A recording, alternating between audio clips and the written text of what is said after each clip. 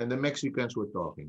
They said, you know that Manny Pacquiao? He's a very good champion, huh? Katatalo lang ng bata nila. He fights clean. He does not do 30 stuff in atop the ring. How true, di ba?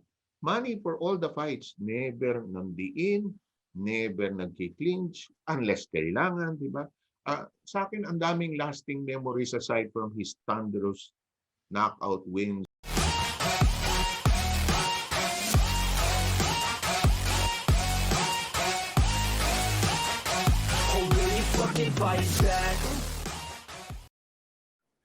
Okay, Manny Pacquiao versus your Dennis Ugas. Definitely, it was not the outcome that we wanted to have, ano. But I want to gather your thoughts about this fight. First of all, what do you guys think of Manny Pacquiao's performance and how did you score the fight? Let's start with Kuya Sev. Uh, Not your typical Manny Pacquiao fight. The layoff had an effect. I do not deviate too much from the score of the judges. I think he lost. He won the last 2 rounds, but at the same time also did not do enough in the first 10 rounds. He could not turn the fight around. You and I, all three of us, have watched Manny Pacquiao for years, and you know that at the third or fourth round, he's going to do something that will make you say, "Ato, atin to." Walang duda ito. And it did not happen. It did not happen. So I said, uy, ano ba to? Hindi tamaan, hindi na alog, hindi kumakapit yung suntok, walang landing. Sabi ko, mahihirapan sa dulo unless knockout talaga. Hindi tamaan eh. Yun ang akin. Distance, it was all about distance. Yeah, I had it as well. I had Ugas winning by a round. And then to a point ng 12, I was gonna look at it as a draw, pero hinabol pa rin eh. So it was really Ugas winning by 1 round for me. So it could have been a draw, di ba, Rico? Yeah, it could have been a draw. Ako, I began to felt nung 12, naku, tabla to.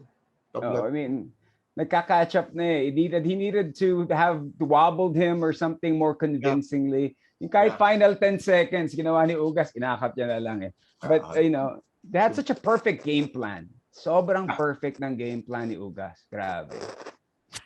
So. Well, actually, my scorecard after that 12 rounds was actually a draw. I gave it 6 rounds to 6 for Manny Pacquiao and your Dennis Ugas. Kasi the way I see it, guys, maraming close rounds eh. So those close rounds could have gone either way. Ang nangyari lang sa scorecard ko, those close rounds, I actually gave to Manny Pacquiao. That's why I came up with the draw. So I don't have any issues with the with the scorecard 115-113 given na yun nga maraming close rounds, especially nung first half, I feel. But yung sinabi ni Kuya Sev na usually si Manny Pacquiao, he does something great in the third and fourth round. Kuya Sev, were you able to notice the Manny Pacquiao had a good first round? Makita mo, andun bumaba to, andun yung speed.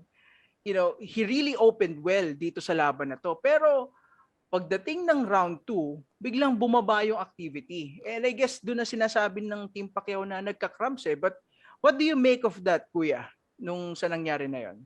Alam mo, I covered the Margarito fight in Dallas. Very up close. And talagang Manny loved to have the Filipino announcer sa corner. Gusto niya nakikita yung Filipino announcers. Lilingon yan, kikindat-kindat pa yan eh. Nag-aharutan pa kami ni Buboy niyan in between rounds kuminsan eh. To compare it to that fight, yun, malaki rin si Margarito. Pero si Margarito kasi, may yabang kasi. Galit kay Manny Pacquiao yun. Believe siya sa sarili niya. Sa atake siya ng atake. Yun ang gusto ni Manny. Ang fight plan nitong Ugas is stay back. Alam mo, naalala ko na, marami na ako nasabihan at ngayon ko lang sasabihin to sa inyong dalawa publicly. Ang naalala ko kay Ugas, si Teofilo Stevenson ng Cuba. Di ba? Stand and deliver. Di ba? Hindi siya makikipaghalong. Ba't ako makikipagpalitan ng mukha sa'yo? Di ba? Ganon din ang bayad eh. Di ba? So, stand, pug, stand, pug, stand. But to go back quickly to the Margarito fight, Margarito had no intention of doing that style of fight. Ano yan eh, proud race din ng mga Mexicans eh. They will battle. They will fight. But Ugas, very smart, stayed with the fight plan. Must have watched a lot of Manuel Marquez fights also. How about you, Rico? Do you think Ugas was very methodical, very patient then You this know, whole 12 rounds? nung feel ko pa lang nung simula pa lang when Ugas was the replacement, feeling ko it was a bait and switch by the promotions na para bang wala kasi the laban ni Ugas, he's not a big draw. So they needed somebody to introduce him to the world, his boxing skills. So nung kay Spence, medyo fishy nga yung dalawang opponents sila, pareho nagka-injury at the same time, di ba? And it was a bait and switch. Now, when the bait and switch came in, you could see Ugas came in so heavy on it. He looks like about 170 or 175 on the fight. Now, the game plan that he did, simple lang, the first exchange in the first round, body shot. That's what Thurman was saying. Take away the body. When you hit him in the body, you take away the legs. Pag hindi na makagalaw si Manny, no mobility, then we take them apart. And that's what Ugas did. He took them apart one by one. Double jabs, more straight to the body. And then from there, he took the Juan Manuel Marquez game plan of the overhand right. The overhand right, hindi nga mababasa yun. And that's what he did. And from then on, he just built from there. Hindi siya nanggigil.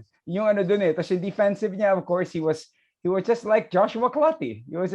I'll take all the punches in the arms. I just have to survive 12 rounds. And chances are, since I'm the champion, it'll be a close fight.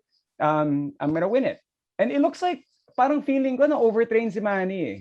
Kasi kahit dun sa press con before the fight, iba yung kulay niya. His color he was a bit pale. And he was drinking a lot of his next level drink. Na I researched on it. May electrolyte siya, meron siyang coconut water recovery. He was drinking 2 to 3 cans of it on the side. So I don't know if it could be a factor on that. Because for you to cramp up, I have a feeling it was the body shots that really got him. Well, regarding do sa cramping ni Manny Pacquiao, I can tell for sure that it has been an issue throughout training camp. No, actually, Kuya Sev, ngayon ko lang din sasabihin, we actually have a reporter on site no sa US for this, and there were days na nag-skip actually si Manny ng training because he's been having cramps and hindi niya kaya mag-train. But it's also an issue that hounded Manny Pacquiao for years yung cramping niya. Now, going to that fight, sinasabi natin na it's either the old Manny Pacquiao ang lalabas or an old Manny Pacquiao And ako lagi ko sinasabi, yung edad niya kasi, the speed of course is not the same. He's not as fast. The power is still there. And ang nakikita ko sa kanya is yung punch output sobrang nagdwindle na and yung kanyang stamina nagdiminish. But the thing here is the way I look at it, he threw some 800 punches sa laban na to, guys.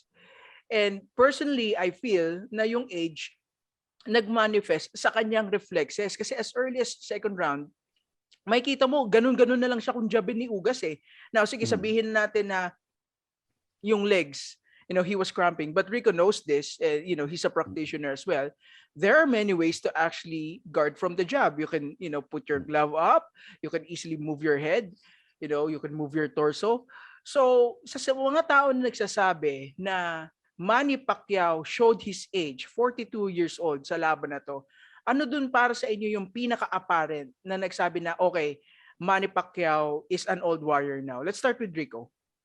Well, nakita ko to simula nung, they say that in every fight, a part of you gain and a part of you lose.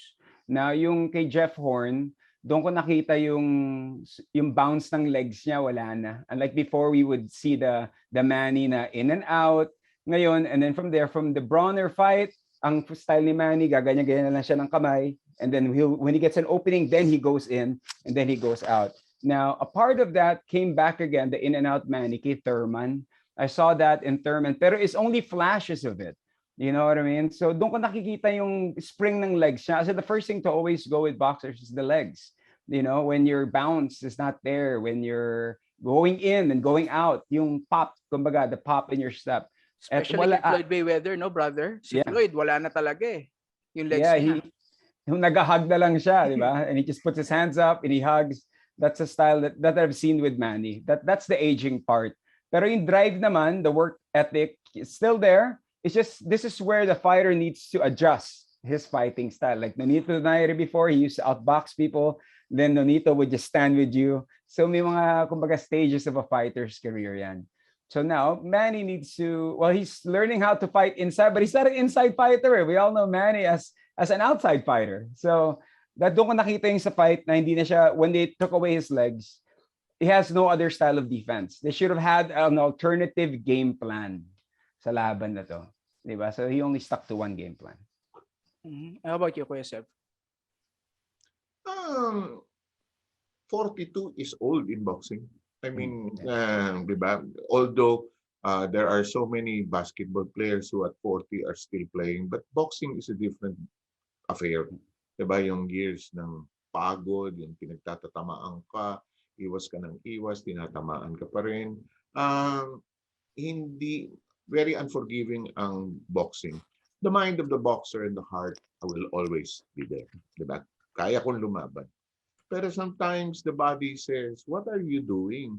Why are we doing this again? Ano ba? Di ba? Sabi nga ni Floyd Mayweather, unfortunate daw that si Manny is still fighting. But si Manny kasi iba yung puso eh. Pusong, I can do it. I can fight. But this will be the time to take a look at it for him. No, Filipinos don't like to hear this, but there is also a section of Filipinos say, tama na. They don't want to wait for that time na their hero, their champion will be devastated. We can speculate, and you know this better than I do. What if it was Spence? What if wow, yeah. What if it was Spence, diba? Who does not care about his Pacquiao's legacy, image, and whatever, diba? A lot have speculated that if it was Spence, he would have been more devastating, and we would have seen even a worse state for Manny Pacquiao. Sa akin, you will need this time to reflect. Alam mo guys, before we go anywhere else, ang babasahin nila dyan aside from the physical is your marketability. True. Is your value. Makaka-attract pa ba siya with this loss ng taong papasok? 17,000 yung T-Mobile, di ba? Pero ito, sasabihin ko, tapos na yan, laos na eh. Di ba? Hero, pero ayaw na namin mapanood dyan. Pay-per-view, gusto pa ba? Kahit i-announce nila as the last fight of the Great Warrior, I don't know. It will take a very gutsy stand and a courageous stand, but if Manny says that way, and we will live and die with that. If he wants one more, we'll have to support him all the way. Pinoy yan eh. He did announce, he did post a video, yung sa press ko niya, pinost siya kanina, about saying thank you to boxing. So I have a feeling, it's a question mark eh, pero sobrang leaning towards retirement talaga yung dating niya eh. And he did mention as well kay Diane Castillejo, I think it was yesterday, na magpapahinga lang siya, then he has a major announcement, one for boxing and one for political office. Yeah. Alam mo kasi pag alam niyo ito, no, ilang taon na tayo nanonood at nakikipagsapalaran sa boxing. Pag ang boksingero nasa vortex pa ng laban, hindi magsasabing yan, di ba? Lagi nating, ang kulit kasi natin eh. Who do you want to fight next? Malay niya. Di ba? Manny always had the standard answer. It depends on my promoter, whoever he wants me to fight next. I will fight all of them. Di ba? Ganun lang yung sinasabi ni Manny in his innocent, boyish way. Because hindi niya alam. At this point, hindi rin niya alam kung anong gagawin niya. I just hope, in my lifetime, I'm so much older than you, I saw Flash Ilorde suspended and terminated by the Games and Amusements Board. Flash Ilorde refused to retire. He was defeated in his 2 or 3 last fights. Talagang masamang talo. And he was such a glorious champion. It's so sad that it had to end that way. Inalis yung license. I hope it does not happen to Manny, but I don't think it will happen that way. I mean, yeah, that's gonna be kind of sad kung mangyari nga kay Manny yun, no? Pero, you know, I would probably, if he was still gonna fight, probably have it in the Philippines, probably against Conor McGregor. You know what I mean? Yung mga exhibition bouts na ganun, it could work, or it could be an exhibition bout with Floyd. You know, it could probably help the tourism. Or if he's going to try to make a comeback, let's say, go to Ryan Garcia, a young undefeated champion, and it could be a walk in the park for him. And then from there, then try to take on Spence. Pero Ugas, nah, don't go there. That's a big guy. Let's see. But yeah, ano nga what you did say na yung, imagine nga kung si Spence ka yung nakalaban niya, no? Tapos na-cramp siya. And then ganon, he's gonna take all the body shots from Spence. So, kumbaga, God spared them with this Ugas bout, you know? So, Actually, agree ako doon sa sinabi ni Kuya Sev kanina, no? Marketability has a lot to do with this if Manny Pacquiao is going to fight on. Because as we know by now, professional boxing is more of a business than a sport, no? So if he can still reel in some money and do another fight, he's going to do it again. And personally, I think and feel that he's going to fight again, right? Ayun lang naman ginagawa, the likes of Floyd Mayweather, you know, how the hell, you know, he is so marketable that he can actually put up an 8-round exhibition against a YouTuber, okay, who is 0-1 as a pro, right? But he can afford to do that kasi he draws money, no? Pero sige, puntahan natin yung sinasabi ni Kuya Sev at ni Rico kanina, no?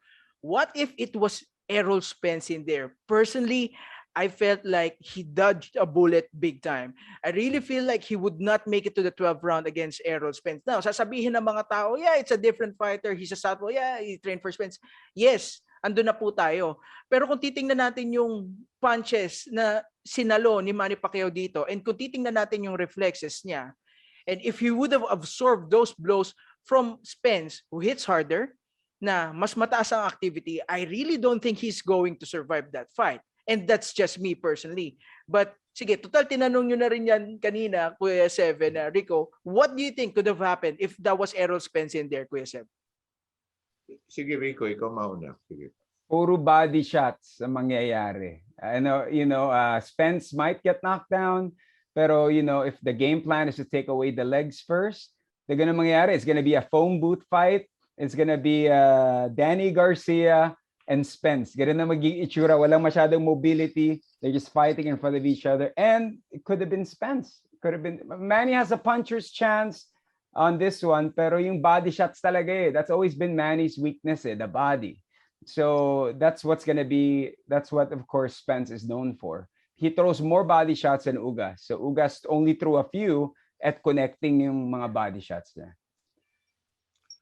Yung what if and speculating, we can only guess, di ba? Yeah, true. We can only, kahit ano pang analysis lens ang gamitin natin, we can only speculate. Ang titingnan ko lang possibility, kasi medyo brawler yung Spence, baka mas gusto ni Manny yun, mas marami siyang opening na papasokan. Alam mo, ang hindi nawawala, alam mo to Rico, no? Sa boksingero o kahit sa basketball player, hindi nawawala yung free throw. Hindi nawawala yung shooting. Pero yung layup, nawawala yan. Yung layup, natatanggal. Kasi yung layup, lulundag ka, titira ka. Now, sa boxing, kailangan mo yung legs mo, yun ang source ng power. Diba? Kaya nag-road work yan. Feeling ko, nung Ugas fight, hindi makakonect si Manny for some strange reason. Hindi niya matamaan. Ilang beses, we've seen, spoiled nga tayo. Sabi ni Entolente, spoiled nga tayo. Through the years, ilan yung nakalaban yung ang titigas ng muka. Cotto, Margarito, si Cloty, kahit yung boring fight kay Mosley, di ba? Yeah. Alugi.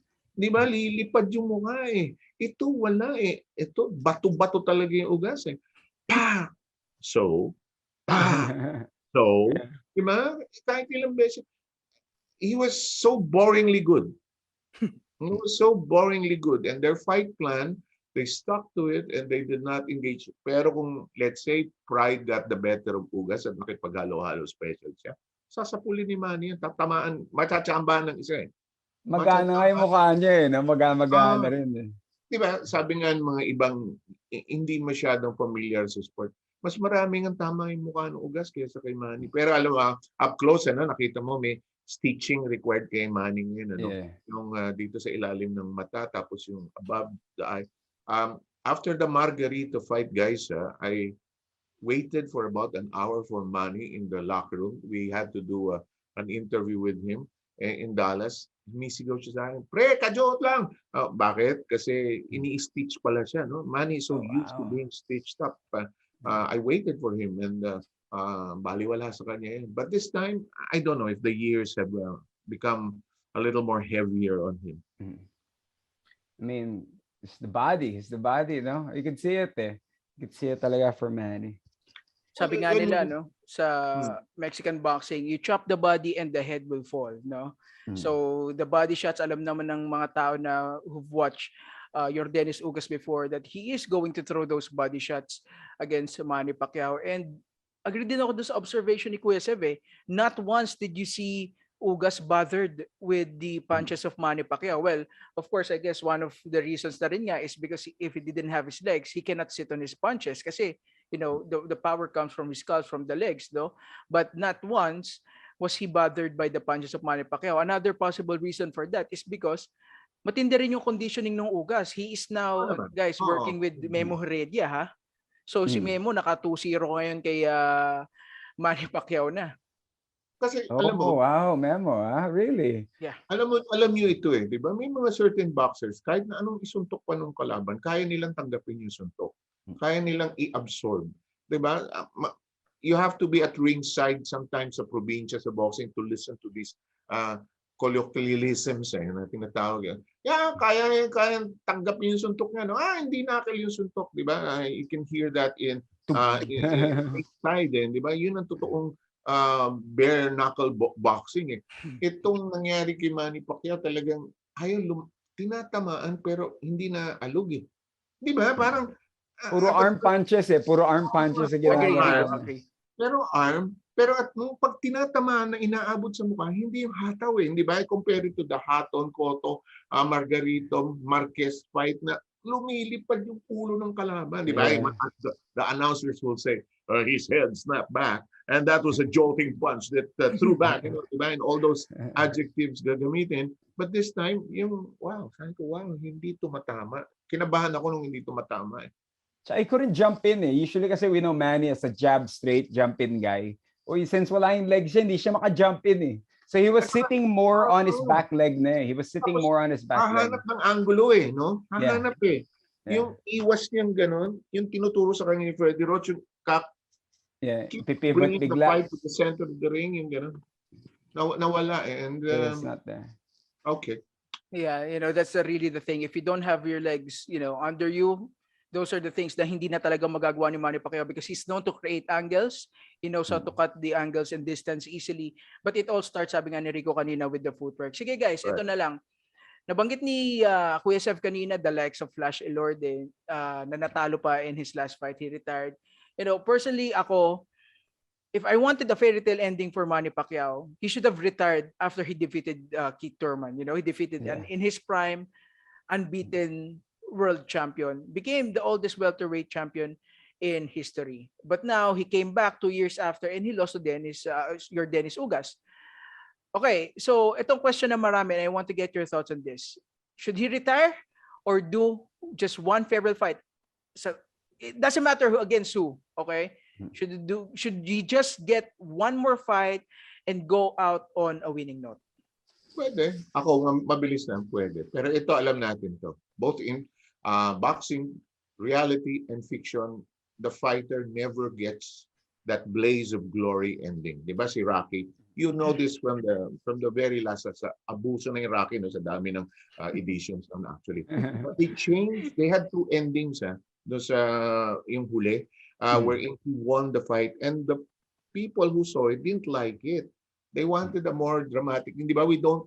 Nadidinig nila yung boses ni Michael Buffer sa background na nanalo yung kalaban niya. Diba? And he was walking away. And that was his blaze of glory.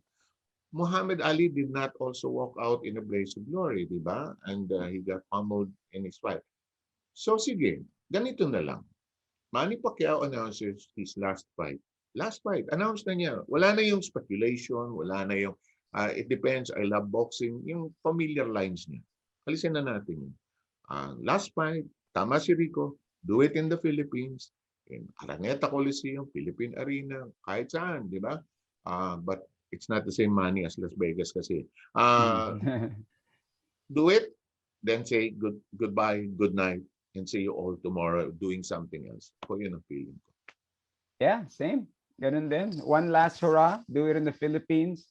Could be for Floyd for front row. Di ba? You never know. Di ba? Di ba? It could be just one. It could be Conor McGregor, since they're both loved by their nations, and that could be a good comeback as well for Conor. or if he wants a Ryan Garcia, that could be in Vegas. Pero Philippines, I would want him to end it in the Philippines. It would be whoever it is, I gotta be here. One thing kasi na I think nakakalimutan ng mga tao at the end of the day, Manny Pacquiao is not a natural 147-pound fighter. No? So if he would I think he can still make the lightweight limit of 135. That's what I feel. The guy walks around at 150, 155. So if he really tries, I feel like he could go to 135 and even go to 140. So that's the reason why I really believe that he can still be competitive. Even baka naman JM hirap sunugin sa edad. At a certain age kasi ang hirap na rin, I mean, 'di ba? Both totoong tao gaya natin and you guys who are into the sport really madaling sunugin. But we all know when age comes in, pahirap sunugin 'yan. So we may have to fight at welterweight pa rin. Ewan ko. Depende. Alam mo, lahat yan pera-pera din no. Yeah, true. That's the reason why he's at 147 anyway. It's the money. The money, the bigger money price. That's why he wanted to go higher up. Diba? The higher up yung weight, mas malaki yung pera. Tama lang naman. But in the long run, I like Rico's suggestion. One last hurrah. Paalam bayang Pilipinas. Salamat. Ganun ang tema. Diba? Well, to be fair naman dun sa sinabi ni Kuya Sev, no, he might have a hard time sunugin. Kasi naman po sa boxers ko, normally naman yan tubig na lang yung ini-eliminate nila to make weight So the likes of Manny Pacquiao, he's never been like parang Ricky Hatton between fights na parang babagal yung metabolism niya and all that.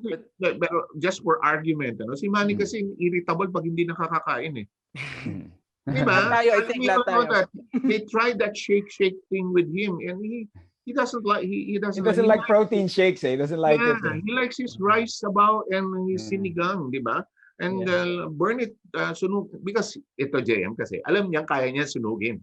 Di ba? Alam niya kaya niya sunugin. But again, I think the science will do a better job of explaining yung edad. I'm not saying he's old. I'm just saying he's 42 years old. Di ba? His heart and his mind is probably 30.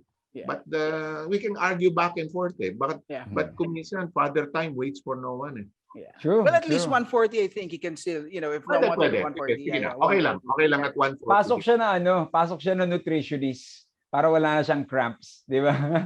Isang malupit na nutritionist. I mean, I know Justin Fortune is a strength conditioning. I don't know who his nutritionist is. So, sino yung nakaaway ni Manny who seemed to have Arisa. Alex Arisa. Mukhang, diba? But that was so tenuous, Lagi sila, kasi maraming gustong gawin si Manny. Tapos, hindi pa kasundo ni Freddie Rhodes. May shake lagi si Arisa nun May shake siya for Manny. Yan ang approach niya, di ba? Protein, di ba? Ayaw ni Manny yun. Hindi sa kanya pagkain. Okay. Last question na guys. So, if Manny Pacquiao decides, let's just say, retire, if he calls it a day, sabi niya, tama na. How will you guys remember Manny Pacquiao as a fighter? Go ahead, Rico. He brought the Filipinos together. He brought Filipino families together in every bout. Siya lang yung nakanood ako ng fights sa sine dito sa Philippines and all the exciting fights. And he is the greatest. And now kasi with the Ugas thing, he's in conversation of the greatest of all time. If he would have won that, then pero it just goes to show na I'll remember him as anything is possible with hard work, with dedication. You could be anyone that you want to be, as high, as big as you want to be, and at the same time, he helped out a lot of people. He reminds you of a modern day Muhammad Ali. It's as simple as that. Well said. Yes, sir. Ako maraming memories sa ring. Marami yung sa sine, sa Shakey's Pizza, nanood ako sa bahay. Maraming paraan manood. But sa akin, ang favorite ko is in the 4 fights that I managed to cover in Las Vegas. My favorite was Manny Pacquiao enters the room with all these media people who are taller, larger than him from different countries. Ito na yung ESPN 5 nagsisigaw. Está aquí, Manny Pacquiao. Diba? They're all going crazy over my kababayan. This little man of 5'5" and a half siguro is now the center of attention and will be so in the next 2 days. Sabi ko, what a sight to see for the Filipino to be the center of attention. And the second story is going home from the Morales fight do sa rampa sa Thomas and Max Center. I was with my wife and suddenly may tatlo kami Mexicanong katabi. And the Mexicans were talking. They said, you know that Manny Pacquiao? He's a very good champion. Huh? Katatalo lang ng bata nila. He fights clean. He does not do 30 stuff in atop the ring. How true, di ba? Manny for all the fights, never nandiin, never nagki-clinch, unless kailangan, di ba? Sa akin, ang daming lasting memories aside from his thunderous knockout wins against probably the great fights like the ones he had with Cotto and Hatton will be hard to forget. All right. And whatever he decides next, I guess at the end of the day, we'll be all there to support him. And if he wants to go another fight, farewell.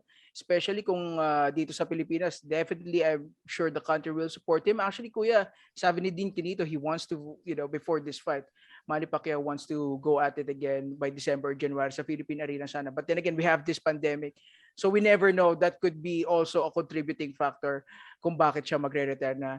Rico and Kuya Sev Sarmenta, guys, I want to thank you so much for joining me here today. Very valuable insights. Salamat po. Anytime. Thank you.